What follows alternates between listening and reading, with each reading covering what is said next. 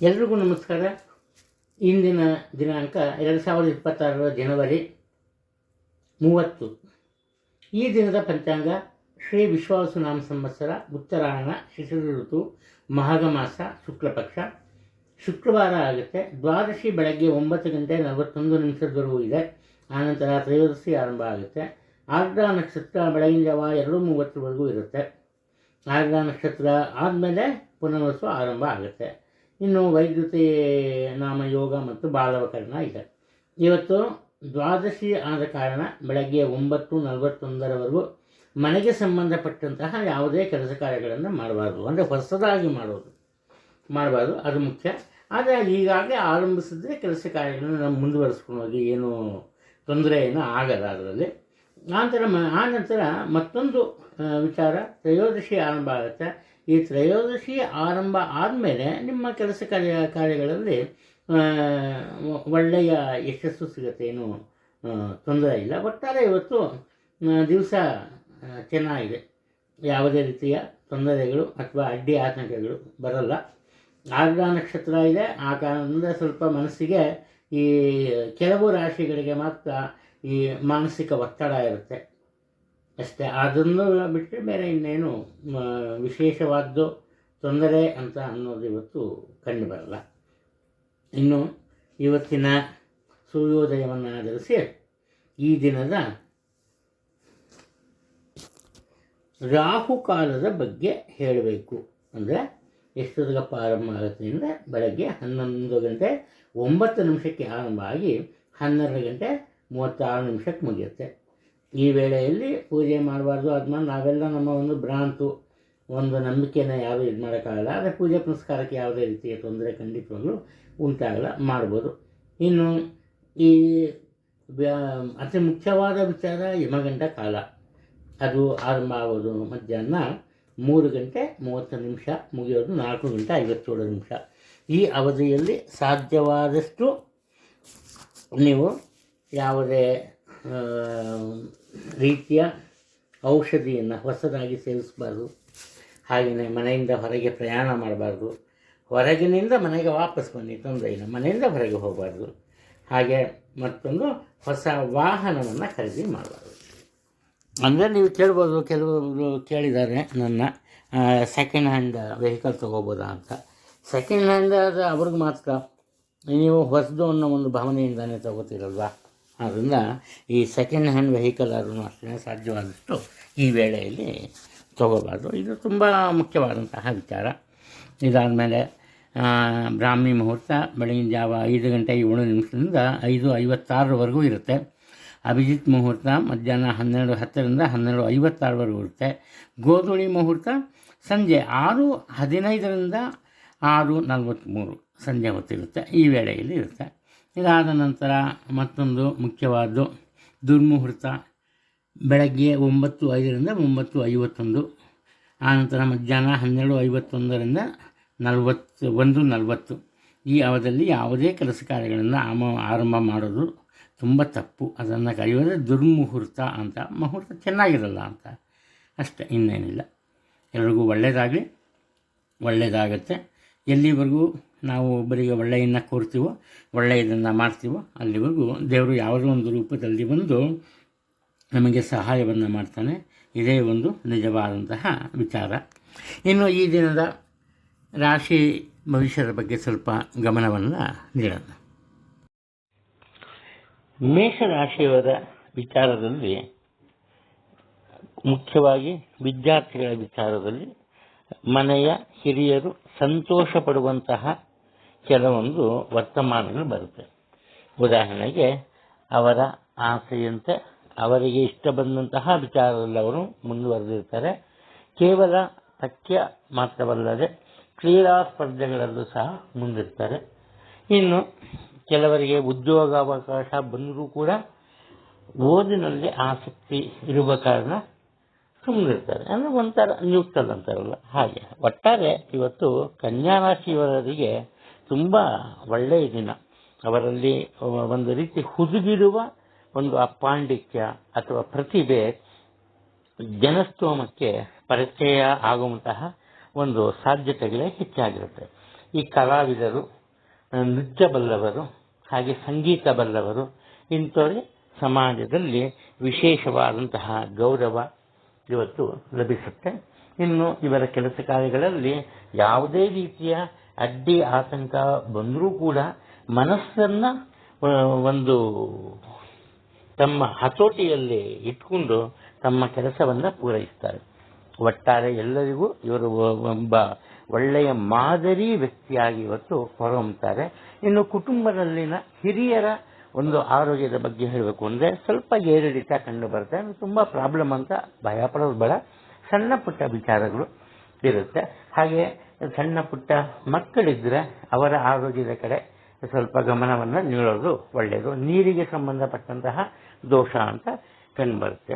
ಇನ್ನು ಮನಸ್ಸಿನ ಒಂದು ಬೇಸರದಿಂದ ದೂರ ಹೋಗೋದಕ್ಕೆ ದೀರ್ಘಕಾಲದ ಪ್ರವಾಸಕ್ಕೆ ಯೋಜನೆಯನ್ನು ರೂಪಿಸ್ತೀರಿ, ಅದನ್ನು ಕಾರ್ಯಗತ ಸಹ ಗೊಳಿಸ್ತೀರಿ. ಒಟ್ಟಾರೆ ಇವತ್ತು ಮೇಷರಾಶಿಯವರಿಗೆ ತುಂಬ ಅಂದದ ಚಂದದ ದಿನ ಅಂದರೆ ತಪ್ಪಾಗಲಾರದು. ವೃಷಭ ರಾಶಿಯವರು ತಮ್ಮ ಕೆಲಸ ಕಾರ್ಯಗಳನ್ನು ಹೆಚ್ಚಿನ ಆಸಕ್ತಿಯಿಂದ ನಿರ್ವಹಿಸಬೇಕಾಗತ್ತೆ. ಕಾರಣ ಏನಪ್ಪ ಅಂದರೆ ಇವರು ಎಷ್ಟೇ ಕಷ್ಟಪಟ್ಟರೂ ಕೂಡ ಇವರ ನಿರೀಕ್ಷೆಯಂತೆ ಸಫಲತೆಯನ್ನು ಕಾಣೋದು ಕಷ್ಟಕರ. ಆದ್ದರಿಂದ ಹೆಚ್ಚಿನ ಶ್ರದ್ಧೆ ಬೇಕು. ಮತ್ತೊಂದು, ಬೇರೆಯವರ ಮಾತನ್ನು ಕೇಳೋ ಒಂದು ಮನಸ್ಸಿರಬೇಕು. ಕುಟುಂಬದ ಸದಸ್ಯರಾಗ್ಬೋದು, ಸಹೋದ್ಯೋಗಿ ಆಗ್ಬೋದು, ಅಥವಾ ನೆರೆಹೊರೆ ಆಗಿರ್ಬೋದು. ಒಳ್ಳೆಯ ಕಡೆಯಿಂದ ಒಳ್ಳೆಯ ವಿಚಾರಗಳು ಬಂದಾಗ ಅದನ್ನು ನಾವು ಒಪ್ಕೊಂಬೋದ್ರಲ್ಲಿ ಯಾವುದೇ ತಪ್ಪಿಲ್ಲ. ಇನ್ನು ದೇವತಾ ಕಾರ್ಯಗಳಲ್ಲಿ ಯಾವುದೇ ರೀತಿಯ ಆಸಕ್ತಿ ಇರಲ್ಲ. ಬಲವಂತಕ್ಕೂ ಸಹ ಇವರು ಈ ದೇವಸ್ಥಾನಕ್ಕೆ ಹೋಗೋದು ಅಥವಾ ಯಾತ್ರಾ ಸ್ಥಳಕ್ಕೆ ಭೇಟಿ ನೀಡೋದು ಅಂಥವೆಲ್ಲ ಮಾಡಲ್ಲ.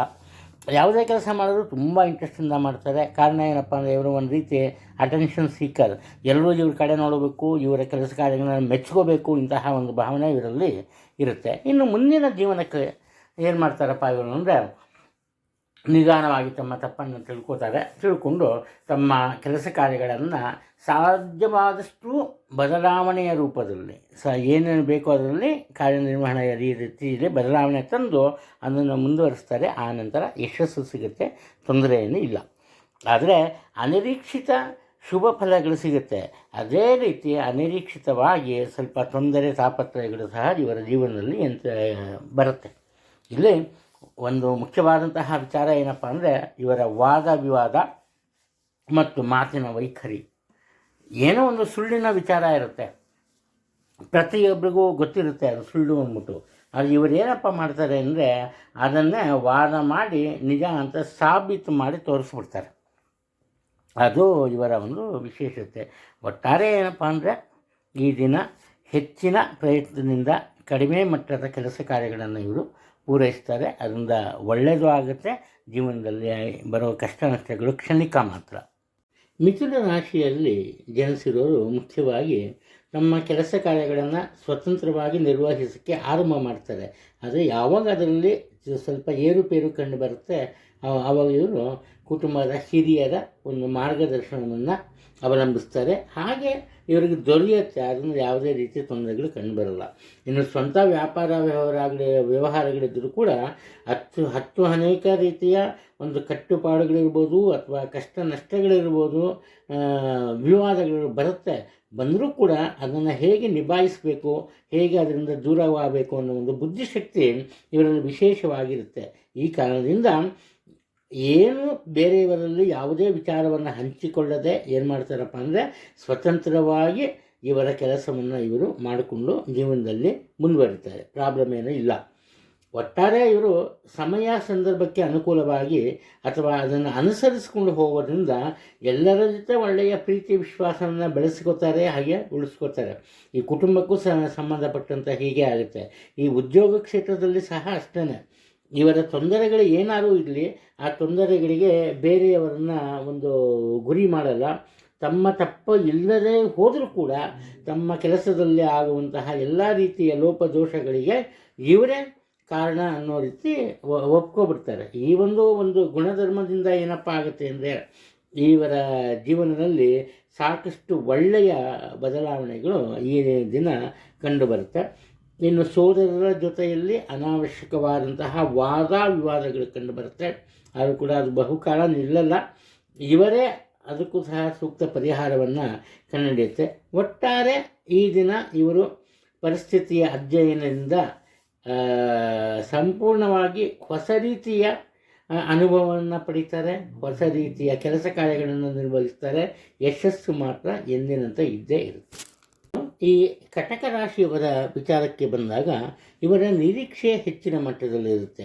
ಯಾವುದೇ ಒಂದು ಕೆಲಸ ಕಾರ್ಯಗಳನ್ನು ಸಣ್ಣ ಮಟ್ಟದ ಕೆಲಸ ಕಾರ್ಯ ಆದರೂ ಕೂಡ ಅದರಿಂದ ಬರುವಂತಹ ಪ್ರತಿಫಲ ದೊಡ್ಡ ಮಟ್ಟದಲ್ಲೇ ಇರಬೇಕು ಅನ್ನೋ ಒಂದು ಮನಸ್ಥಿತಿಯಲ್ಲಿ ಇರ್ತಾರೆ. ಹೀಗೇ ಇವರಿಗೆ ಅನುಕೂಲವಾಗುವಂತಹ ಕೆಲಸ ಕಾರ್ಯಗಳನ್ನು ಇವರಿಗೆ ಇಷ್ಟವಾದ ರೀತಿಯಲ್ಲಿ ನಿರ್ವಹಿಸ್ತಾರೆ. ಈ ಸ್ವಂತ ವ್ಯಾಪಾರ ವ್ಯವಹಾರಗಳಿದ್ದರೂ ಕೂಡ ಅಷ್ಟೇ, ಎಷ್ಟೇ ಲಾಭ ಬಂದರೂ ಕೂಡ, ಲಾಭ ಬರುತ್ತೆ ಅನ್ನೋ ಒಂದು ನಂಬಿಕೆ ಇದ್ದರೂ ಕೂಡ ಇವರ ಮನಸ್ಸಿಗೆ ಒಂದು ಖಾತ್ರಿ ಆಗಬೇಕು. ಒಟ್ಟಾರೆ ಇವರ ಮನಸ್ಸಿನ ಮೇಲೆ ಹತೋಟಿಯನ್ನು ಸಾಧಿಸ್ತಾರೆ. ಬೇರೆಯವರ ಮಾತನ್ನು ಇವರು ಯಾವುದೇ ಕಾರಣಕ್ಕೂ ಕೇಳಲ್ಲ. ಈ ಕಾರಣದಿಂದ ಇವರಿಗೆ ಕೆಲವೊಂದು ಸಂದರ್ಭದಲ್ಲಿ ಮಾನಸಿಕ ಚಿಂತೆ ಹೆಚ್ಚಾಗುತ್ತೆ, ಮಾನಸಿಕ ಒತ್ತಡ ಹೆಚ್ಚಾಗುತ್ತೆ, ಹಾಗೆ ಉದ್ಯೋಗದ ಒತ್ತಡ ಸಹ ಹೆಚ್ಚಾಗುತ್ತೆ. ಇಲ್ಲಿ ಸಣ್ಣ ಪ್ರಮಾಣದಲ್ಲಿ ಆರಂಭ ಮಾಡಿದ ಒಂದು ಸಣ್ಣ ವ್ಯಾಪಾರ ದೊಡ್ಡ ಮಟ್ಟದಲ್ಲಿ ಬೆಳೀತಾ ಹೋಗುತ್ತೆ. ಅದಕ್ಕೆ ಪ್ರತಿಯೊಬ್ಬರ ಸಹಾಯ ಸಹಕಾರ ಸಿಗುತ್ತೆ. ಬುದ್ಧಿವಂತಿಕೆಯಿಂದ ಇವರು ತಮ್ಮ ನಿರ್ಣಯವನ್ನು ತೆಗೆದುಕೊಳ್ಳೋ ಕಾರಣ ಯಾವುದೇ ರೀತಿಯ ತೊಂದರೆ ತಾಪತ್ರಯ ಎದುರಾಗಲ್ಲ. ಆದರೆ ಸಾಮಾನ್ಯವಾಗಿ ಆರಂಭದಲ್ಲಿ ಸ್ವಲ್ಪ ಅಡ್ಡಿ ಆತಂಕ ಬರ್ಬೋದು, ಅದನ್ನು ನಿವಾರಿಸಿಕೊಂಡು ಇವರು ಮುಂದೆ ಹೋಗ್ತಾರೆ. ಇನ್ನು ಮುಖ್ಯವಾಗಿ ಸ್ತ್ರೀಯರು ಅವರಿಗೆ ಇಷ್ಟವಾದಂತಹ ಒಡವೆ ವಸ್ತ್ರಗಳನ್ನು ಕೊಳ್ಳುವಂತಹ ಸಾಧ್ಯತೆಗಳು ಹೆಚ್ಚಾಗಿದೆ. ಆ ನಂತರ ಈ ಶಿಕ್ಷಕರಾಗಿದ್ದಲ್ಲಿ ಮುಖ್ಯವಾಗಿ ಅವರಿಗೆ ಬೋಧನಾ ವಿಚಾರಕ್ಕೆ ಬೇಕಾದಂತಹ ಪರಿಕರಗಳನ್ನು ತೊಳ್ಕೊಂಬೋದಕ್ಕೆ ಹೆಚ್ಚು ಖರ್ಚು ಮಾಡ್ತಾರೆ. ವಿವಾಹ ನಿಶ್ಚಯವಾಯಿತು ಅಂದರೆ ಇವರಿಗೆ ಖರ್ಚು ಹೆಚ್ಚಾಯಿತು ಅಂತ ಲೆಕ್ಕ. ಅದು ಕಂಡು ಬರ್ತಿದೆ. ಇಲ್ಲಿ ಬಾಳ ಸಂಗಾತಿಯ ಕಾರಣದಿಂದ ಖರ್ಚು ಜಾಸ್ತಿ ಬರುತ್ತೆ ಅಂತ ಬರ್ತಿದೆ. ಅದರಿಂದ ಹಣಕಾಸಿನ ಆದಾಯದ ವಿಚಾರದಲ್ಲಿ ಯೋಚನೆ ಬೇಡ. ಅದು ನಿಮ್ಮ ಖರ್ಚು ವೆಚ್ಚಗಳನ್ನು ಸಾಧ್ಯವಾದಷ್ಟು ತಗ್ಗಿಸೋದು ಒಳ್ಳೆಯದು. ಅನಾವಶ್ಯಕ ಖರ್ಚು ವೆಚ್ಚಗಳಿಂದ ದೂರ ಇರೋದು ತುಂಬ ಒಳ್ಳೆಯದು ಅಂತ ಕಂಡುಬರುತ್ತೆ. ಸಿಂಹರಾಶಿಯವರ ವಿಚಾರಕ್ಕೆ ಬಂದಾಗ ಇವರಿಗೆ ಉತ್ತಮ ಆದಾಯ ಇರುತ್ತೆ, ಯಾವುದೇ ರೀತಿ ತೊಂದರೆ ಇರಲ್ಲ. ಹಾಗೆಯೇ ಉತ್ತಮ ಒಂದು ಅವಕಾಶಗಳು ಸಹ ಸಿಗುತ್ತೆ. ಆದರೆ ಇವರ ಮನಸ್ಥಿತಿ ಇವರ ಹತೋಟಿಗೆ ಸಿಗಲ್ಲ. ಇವರ ಮನಸ್ಸಿನಲ್ಲಿ ಯಾವುದೋ ರೀತಿಯ ಈ ಭಯ ಆವರಿಸಿರುತ್ತೆ. ಏನಾದರೂ ಆಗ್ಬೋದು, ಮಾಡೋ ಕೆಲಸದಲ್ಲಿ ತೊಂದರೆ ಆಗ್ಬೋದು, ಬರೀ ಒಂದು ಈ ನೆಗೆಟಿವ್ ಥಾಟ್ಸ್ ಇವರ ಮನಸ್ಸಲ್ಲಿರುತ್ತೆ. ಈ ಕಾರಣದಿಂದ ಏನಪ್ಪ ಆಗುತ್ತೆ ಅಂದರೆ ಇವರು ತಾನಾಗಿಯೇ ಬಂದಿರೋ ಕೆಲವೊಂದು ಆಪರ್ಚುನಿಟೀಸ್ ಅಥವಾ ಅವಕಾಶಗಳನ್ನು ಸಹ ಸಂಪೂರ್ಣವಾಗಿ ಬಳಸಿಕೊಳ್ಳೋದಕ್ಕೆ ಸಾಧ್ಯ ಆಗಲ್ಲ. ಈ ಕಾರಣದಿಂದ ಸ್ವಲ್ಪ ಎಚ್ಚೆತ್ಕೋಬೇಕು, ತಮ್ಮ ಮನಸ್ಸಿನ ಮೇಲೆ ಹತೋಟಿ ಸಾಧಿಸಬೇಕು. ಆಗ ಮಾತ್ರ ಪ್ರತಿಯೊಂದು ವಿಚಾರದಲ್ಲೂ ಇವರಿಗೆ ಉತ್ತಮ ರೀತಿಯ ಯಶಸ್ಸು ಸಿಗುತ್ತೆ. ಹಾಗೆ ಜೀವನದಲ್ಲಿ ಕೆಲವೊಂದು ಒಳ್ಳೆಯ ಬದಲಾವಣೆಗಳು ಸಹ ಸಿಗುತ್ತೆ. ಇನ್ನು ಉದ್ಯೋಗವನ್ನು ಬದಲಾಯಿಸಲೇಬೇಕು ಅನ್ನೋ ಮನಸ್ಸಿದ್ದು, ಬದಲಾಯಿಸಲೇಬೇಕು ಅನ್ನೋ ಅವಶ್ಯಕತೆ ಇದ್ದರೆ ಮಾತ್ರ ಅದಕ್ಕೆ ಇವರು ಮುಂದುವರಿರಿ. ನಿಮಗೆ ಒಳ್ಳೆಯ ಒಂದು ಅವಕಾಶ ಸಿಗುತ್ತೆ. ಒಳ್ಳೆಯ ಕಡೆಯಲ್ಲಿ ನಿಮ್ಮ ಆತ್ಮೀಯರಿಂದಲೇ ಈ ಕೆಲಸ ಸಿಗುವಂತಹ ಸಾಧ್ಯತೆಗಳು ಕಂಡು ಬರ್ತಾ ಇದೆ ಇದರಲ್ಲಿ. ಈ ನಂತರ ನಿಮ್ಮ ವೃತ್ತಿ ಕ್ಷೇತ್ರದಲ್ಲಿ ಅಂದರೆ ಉದ್ಯೋಗದಲ್ಲಿ ಏನಪ್ಪ ಆಗುತ್ತೆ ಅಂದರೆ ಸ್ವಲ್ಪ ಕಷ್ಟ ನಷ್ಟಗಳು ಎದುರಾಗುತ್ತೆ ಅಥವಾ ಕಠಿಣವಾದಂಥ ಸವಾಲುಗಳು ಎದುರಾಗುತ್ತೆ. ಅದೇನೇ ಆದರೂ ನೀವು ಪ್ರತಿಯೊಂದಕ್ಕೂ ಸರಿಯಾದ ಮಾರ್ಗದಲ್ಲಿ ಅಂದರೆ ನಿಮ್ಮದೇ ಆದ ಧಾಟಿಯಲ್ಲಿ ಉತ್ತರವನ್ನು ಕೊಡಬಲ್ಲರಿ. ಆದ್ದರಿಂದ ಯಾವುದೇ ರೀತಿಯ ತೊಂದರೆ ಇಲ್ಲ. ಖರ್ಚು ವೆಚ್ಚಗಳ ಹೆಚ್ಚಾದರೂ ಕೂಡ ಮನಸ್ಸಿಗೆ ಹಚ್ಕೋಬೇಡಿ.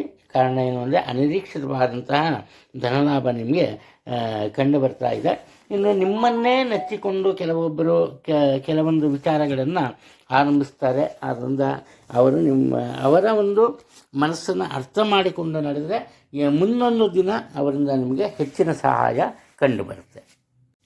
ಕನ್ಯಾ ರಾಶಿಯವರು ಏನು ಮಾಡ್ತಾರೆ, ಆರಂಭದಲ್ಲಿ ಪ್ರತಿಯೊಬ್ಬರನ್ನು ಅಷ್ಟೇ ಯಾವುದೇ ವಿಚಾರ ಇದ್ದರೂ ಸ್ವಲ್ಪ ಟೀಕೆ ಮಾಡ್ತಾರೆ. ಟೀಕೆ ಮಾಡಿದಾಗ ಇವರ ಆತ್ಮೀಯರು ಸಹ ಸ್ವಲ್ಪ ದೂರವಾಗುವಂತಹ ಮನಸ್ಥಿತಿಯನ್ನು ತಂದ್ಕೋತಾರೆ. ಅದರ ಅರಿವು ಇವ್ರಿಗೆ ಬರುತ್ತೆ. ಬಂದ ತಕ್ಷಣ ಇವ್ರು ಏನು ಮಾಡ್ತಾರೆ, ತಮ್ಮ ತಪ್ಪನ್ನು ತಾವು ತಿದ್ದುಕೊಂಡು ಪ್ರತಿಯೊಬ್ಬರ ಮನಸ್ಸಿಗೂ ಹಿತವೆನಿಸುವಂತೆ, ಪ್ರತಿಯೊಬ್ಬರಿಗೂ ಒಂದು ಸಂತೋಷವಾಗುವಂತಹ ಮಾತುಗಳನ್ನು ಆಡ್ತಾರೆ. ಈ ಕಾರಣದಿಂದ ಈ ರಾಶಿಯವರಿಗೆ ಈ ದಿನ ಒಳ್ಳೆಯ ಫಲಗಳು ಸಿಗುತ್ತೆ, ಯಾವುದೇ ಒಂದು ತೊಂದರೆ ಇಲ್ಲ. ಇನ್ನು ಒಂದೇ ರೀತಿಯ ಕೆಲಸ ಕಾರ್ಯಗಳನ್ನು ಇಷ್ಟಪಡಲ್ಲ. ಆ ಕಾರಣದಿಂದ ಸ್ವಲ್ಪ ಬದಲಾವಣೆಯನ್ನು ಆರಿಸಿಕೊಂಡು ಏನು ಮಾಡ್ತಾರೆ, ಇವರು ಉಪವೃತ್ತಿಯೊಂದನ್ನು ಮಾಡ್ತಾರೆ, ಅಥವಾ ಕಡಿಮೆ ಈ ಹಣವನ್ನು ವಿನಿಯೋಗಿಸಿ ಸಣ್ಣ ಪ್ರಮಾಣದ ಒಂದು ವ್ಯಾಪಾರ ವ್ಯವಹಾರವನ್ನು ಸಹ ಇವರು ಆರಂಭಿಸುವಂತಹ ಸಾಧ್ಯತೆಗಳಿವೆ. ಇನ್ನು ತಮ್ಮ ಮನಸ್ಸಿನ ಅತಿ ಮುಖ್ಯವಾದಂತಹ ವಿಚಾರಗಳನ್ನು ಬೇರೆ ಯಾರಿಗೂ ಹೇಳಲ್ಲ. ಇವರಲ್ಲಿ ರಹಸ್ಯಾತ್ಮಕ ನಡೆನುಡಿಗಳು ಇದ್ದೇ ಇರುತ್ತೆ. ಪ್ರತಿಯೊಬ್ಬರೂ ಇವರ ಮನಸ್ಸನ್ನು ಅರ್ಥ ಮಾಡ್ಕೊಳಕ್ಕೆ ಸಾಧ್ಯನೇ ಆಗಲ್ಲ. ಇನ್ನು ಇವರಿಗೆ ಮಾನಸಿಕ ದೌರ್ಬಲ್ಯ ಇರುತ್ತೆ. ಅಂದರೆ ಮಾನಸಿಕ ಸ್ಥಿತಿ ಇವರನ್ನು ಸ್ವಲ್ಪ ಕುಗ್ಗಿಸುತ್ತೆ. ಯಾವುದೇ ಒಂದು ಕೆಲಸ ಕಾರ್ಯಕ್ಕೆ ಕೈ ಹಾಕಬೇಕು ಅಂದ್ರೂ ಇವರಿಗೆ ಒಂದು ಧೈರ್ಯದ ಕೊರತೆ ಉಂಟಾಗುತ್ತೆ. ಅದು ಸದ್ಯ ಆದರೆ ಸಾಕು, ಈ ಕೆಲಸ ಮುಗಿದು ಸಾಕು ಅನ್ನೋ ಭಾವನೆಯಿಂದಾನೆ ಇವರು ತಮ್ಮ ಕೆಲಸವನ್ನು ಆರಂಭ ಮಾಡ್ತಾರೆ. ಆದರೆ ಇವರೇನಪ್ಪ ಅಂದರೆ ಎಲ್ಲರಿಗೂ ಇಷ್ಟವಾಗುವಂತೆ ನಡ್ಕೋತಾರೆ. ಈ ಕಾರಣದಿಂದ ಉದ್ಯೋಗದಲ್ಲಾಗಲಿ ಅಥವಾ ಕುಟುಂಬದಲ್ಲಾಗಲಿ ಅಥವಾ ಬೇರೆ ಯಾವುದೇ ವಿಚಾರದಲ್ಲಾಗಲಿ ಯಾವುದೇ ರೀತಿಯ ತೊಂದರೆ ಕಂಡು ಬರಲ್ಲ. ಇನ್ನು ವ್ಯಾಪಾರ ವ್ಯವಹಾರದಲ್ಲಿ ಸಹ ಇವರು ವಿಶೇಷವಾದಂತಹ ಗಮನವನ್ನು ನೀಡ್ತಾರೆ. ಸಮಾಜದಲ್ಲಿ ಸಾಮಾನ್ಯ ವ್ಯಕ್ತಿಯಿಂದ ಬಾಳೋದಕ್ಕೆ ಇವ್ರಿಗೆ ಇಷ್ಟ ಇರಲ್ಲ. ಈ ಕಾರಣದಿಂದ ಏನು ಮಾಡ್ತಾರೆ, ಸಮಾಜದ ಮುಖ್ಯ ಸ್ಥಾನವನ್ನು ಇವರು ಅಲಂಕರಿಸ್ತಾರೆ. ಇವರೇ ಹೋಗಿ ಸಂಘ ಸಂಸ್ಥೆಯನ್ನು ಕಟ್ಟಿ ಬೆಳೆಸುವಂತಹ ಸಾಧ್ಯತೆ ಈ ದಿನ ಕಂಡುಬರ್ತಿದೆ. ತುಲಾ ರಾಶಿಯವರ ವಿಚಾರಕ್ಕೆ ಬಂದಾಗ ಇವರಿಗೆ ಉತ್ತಮ ಆದಾಯ ಇರುತ್ತೆ. ಆದಾಯದ ವಿಚಾರದಲ್ಲಿ ಯಾವುದೇ ಒಂದು ಕೊರತೆ ಇರಲ್ಲ. ಆದರೆ ಇವತ್ತು ಎಷ್ಟೇ ಸಂಪಾದನೆ ಮಾಡಿದ್ರೂ ಕೂಡ ಸ್ವಲ್ಪ ಹಣದ ಕೊರತೆ ಇರುತ್ತೆ. ಇದಕ್ಕೆ ಕಾರಣ ಏನಪ್ಪ ಅಂದರೆ ಅನಿರೀಕ್ಷಿತವಾದಂತಹ ಮತ್ತು ಅನಪೇಕ್ಷಿತವಾದಂತಹ ಖರ್ಚು ವೆಚ್ಚಗಳು ಹೆಚ್ಚಾಗ್ಬಿಡುತ್ತೆ. ಅಂದರೆ ಇವರಿಗೆ ಮನಸ್ಸಿರಲ್ಲ ಕೆಲವೊಂದು ವಿಚಾರಕ್ಕೆ ಹಣವನ್ನು ಖರ್ಚು ಮಾಡೋಕ್ಕೆ. ಅಂಥ ವಿಚಾರಕ್ಕೆ ಇವರು ವಿಧಿ ಇಲ್ಲದೆ ಪರಿಸ್ಥಿತಿಯ ಕೈಗೊಂಬೆಯಾಗಿ ವರ್ತಿಸಬೇಕಾಗತ್ತೆ ಈ ದಿನ. ಇನ್ನು ಇವರು ಯಾರಿಂದನೋ ಒಂದು ಕಷ್ಟ ಕಾಲಕ್ಕೆ ಅಂತ ಹಣವನ್ನು ತೊಗೊಂಡಿರ್ತಾರೆ. ಇವರ ಬಳಿ ಹಣ ಇದ್ದಾಗ ಅದನ್ನು ಕೊಡೋದಕ್ಕೆ ಮರ್ತೋಗಿರ್ತಾರೆ, ಅಥವಾ ಕೊಡೋಕ್ಕೋದಾಗ ಅವ್ರು ಸಿಕ್ಕಿರಲ್ಲ. ಅವ್ರು ಬಂದು ಇವತ್ತು ದುಡ್ಡಿಗೆ ಡಿಮ್ಯಾಂಡ್ ಮಾಡ್ತಾರೆ. ಇವರಿಗೆ ಹಣದ ಕೊರತೆ ಇವತ್ತು ಕಾಡ್ತಾ ಇರುತ್ತೆ. ಒಟ್ಟಾರೆ ಇವರ ಒಂದು ಹಣಕಾಸಿನ ಪರಿಸ್ಥಿತಿಯನ್ನು ಅರ್ಥ ಮಾಡಿಕೊಂಡ ಇವರ ಬಾಳ ಸಂಗಾತಿ ಅಂದರೆ ಇವರ ಗಂಡ ಅಥವಾ ಹೆಂಡತಿ ಏನು ಮಾಡ್ತಾರೆ, ಇವರಿಗೆ ಹಣದ ಸಹಾಯವನ್ನು ಮಾಡ್ತಾರೆ. ಒಟ್ಟಾರೆ ಇವತ್ತು ನೆಮ್ಮದಿಯ ನಿಟ್ಟುಸಿರು ಬೀಳ್ತಾರೆ. ಆದರೂ ಕೂಡ ಮನಸ್ಸಿನಲ್ಲಿ ಒಂದು ರೀತಿಯ ಬೇಸರ ಇರುತ್ತೆ. ಕಾರಣ ಏನಪ್ಪ ಅಂದರೆ ಇವರ ಒಂದು ರೀತಿ ನೀತಿಗೆ ಹೊಂದಿಕೊಂಡಂತೆ, ಇವರ ಮನಸ್ಥಿತಿಗೆ ಹೊಂದಿಕೊಂಡಂತೆ ಕೆಲಸ ಕಾರ್ಯಗಳು ನಡೆಯಲ್ಲ. ಅತಿ ನಿಧಾನಗತಿಯಲ್ಲೇ ನಡೆಯುತ್ತೆ. ತುಂಬ ವೇಗವಾಗಿ ಆರಂಭವಾದ ಕೆಲಸಗಳು ಸಹ ಕುಂಠಿತಗೊಳ್ಳುತ್ತೆ ಇವತ್ತು. ಇದಕ್ಕೆ ಕಾರಣ ಇವರ ಆರೋಗ್ಯದಲ್ಲಿ ಸಹ ಸ್ವಲ್ಪ ಏರುಪೇರು ಕಂಡು ಬರುತ್ತೆ. ಅದನ್ನು ಈ ರಕ್ತಕ್ಕೆ ಸಂಬಂಧಪಟ್ಟ ದೋಷ ಇದ್ದವರು ಮತ್ತು ಕೈಕಾಲಿಗೆ ಪೆಟ್ಟಾಗಿದ್ದವರು ಅವರು ಸಹ ಎಚ್ಚರಿಕೆಯನ್ನು ವಹಿಸಬೇಕಾಗಿ ಕಂಡುಬರುತ್ತೆ. ಮನೆಯಲ್ಲಿ ಮಕ್ಕಳ ವಿಚಾರಕ್ಕೆ ಬಂದಾಗ ಅವರ ವಿದ್ಯಾಭ್ಯಾಸಕ್ಕೆ ಯಾವುದೇ ತೊಂದರೆ ಇರಲ್ಲ. ಅವರು ನಿಮ್ಮ ನಿರೀಕ್ಷೆಗೂ ಮೀರಿ ಏನು ಮಾಡ್ತಾರೆ, ತಮ್ಮ ವಿದ್ಯಾರ್ಜನೆಯಲ್ಲಿ ಮುಂದೆ ಹೋಗ್ತಾರೆ. ಅಂದರೆ ಉತ್ತಮ ಹೆಸರನ್ನು ಚಿಕ್ಕ ವಯಸ್ಸಿನಲ್ಲೇ ಬರ್ಕೋತಾರೆ. ನಾಯಕತ್ವದ ಗುಣ ಸಹ ಅವರಲ್ಲಿ ಮೇಳೈಸುತ್ತೆ.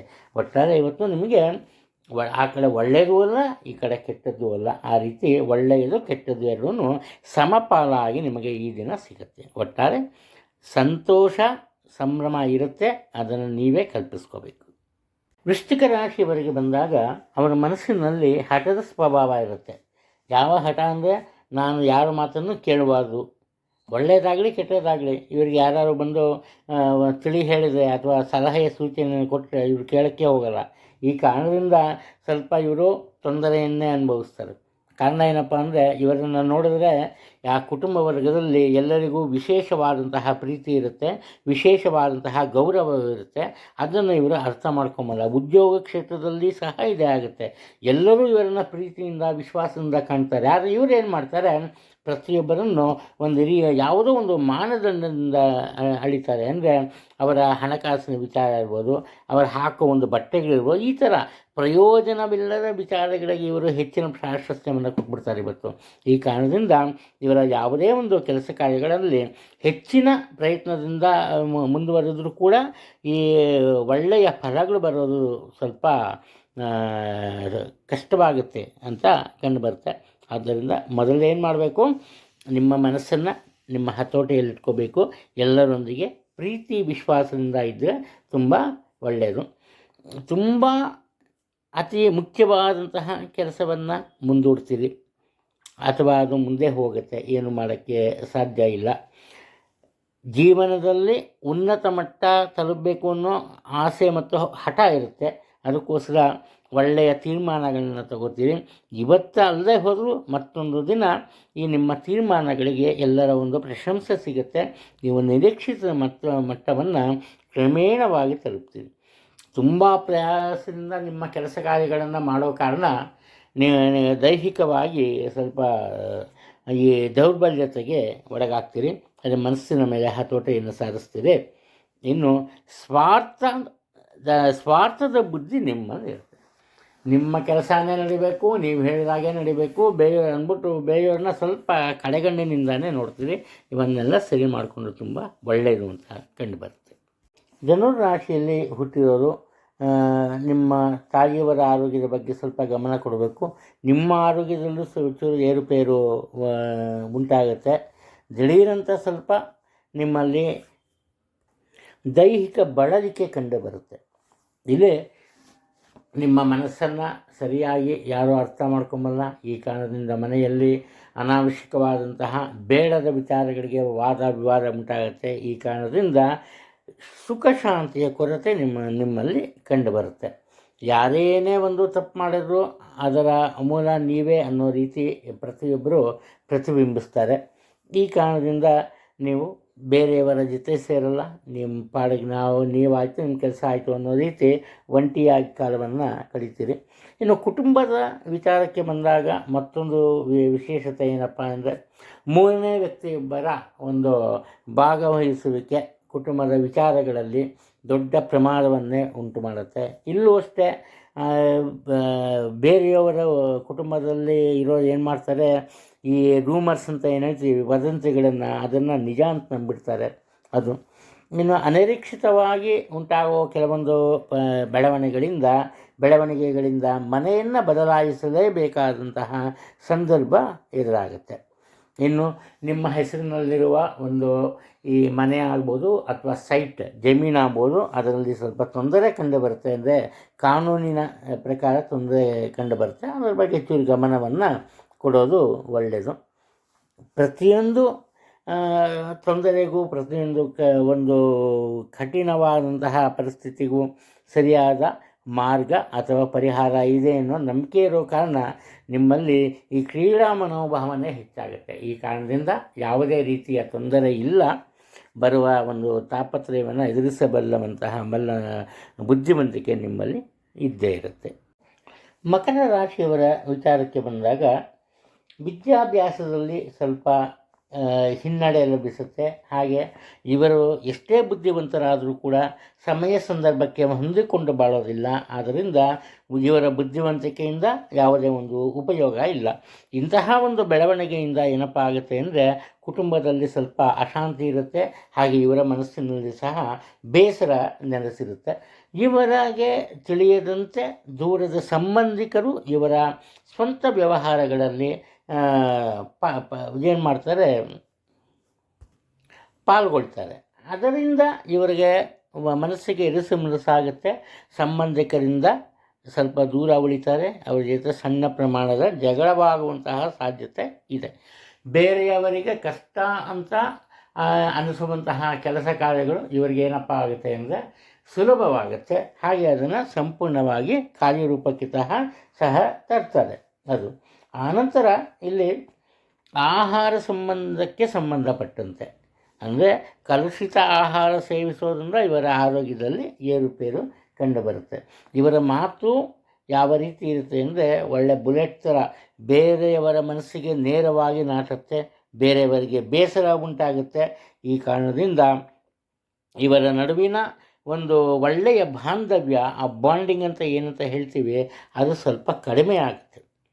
ಇಲ್ಲಿ ತಪ್ಪಾದ ಗ್ರಹಿಕೆಯಿಂದ ಇವರು ಕೆಲವೊಂದು ನಿರ್ಣಯಗಳನ್ನು ತಗೋತಾರೆ.